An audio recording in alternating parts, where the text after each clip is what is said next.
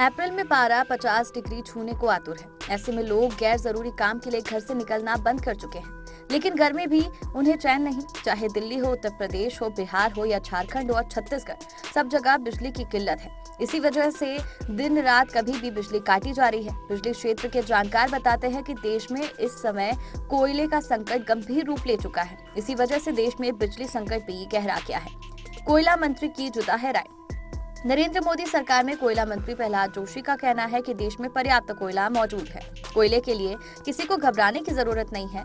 कल ही जोशी ने कोल इंडिया लिमिटेड की subsidiary Central Coal Fields Limited और ईस्टर्न कोल फील्ड्स लिमिटेड का प्रोडक्शन रिव्यू किया। उन्हें हर रोज 2,20,000 टन पावर प्लांट को उपलब्ध कराने को कहा गया।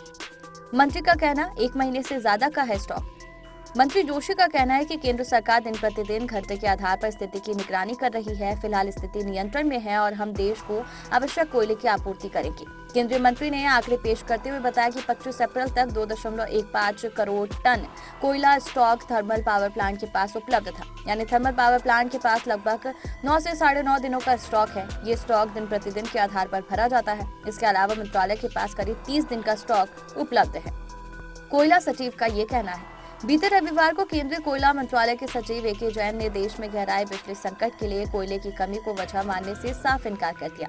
उन्होंने कहा था कि इस बार बिजली की संकट की प्रमुख वजह विभिन्न ईंधन स्रोतों से होने वाली बिजली उत्पादन में आई बड़ी गिरावट है। उन्होंने कहा ताप विद्युत संयंत्रों के पास कोयले का कम स्टॉक होने के लिए कई कारक जिम्मेदार है। कोविड-19 के प्रकोप में कमी आने के बाद अर्थव्यवस्था में तेजी आई और बिजली की मांग बढ़ी। इसके अलावा इस साल जल्दी गर्मी शुरू हो जाना, गैस और आयातित कोयले की कीमतों में वृद्धि होना और तटीय ताप विद्युत संयंत्रों के बिजली उत्पादों का तेजी से गिरना जैसे कारक बिजली संकट के लिए जिम्मेदार हैं। लेकिन विशेषज्ञ क्या बताते हैं? बिजली क्षेत्र के एक विशेषज्ञ का कहना है कि इस समय देश में कोयले से 70% बिजली का उत्पादन होता है। देश के सभी बिजली घरों में साल में करीब 920 मिलियन टन कोयले की खपत है। इनमें से 215 मिलियन टन कोयला इंपोर्टेड होता है।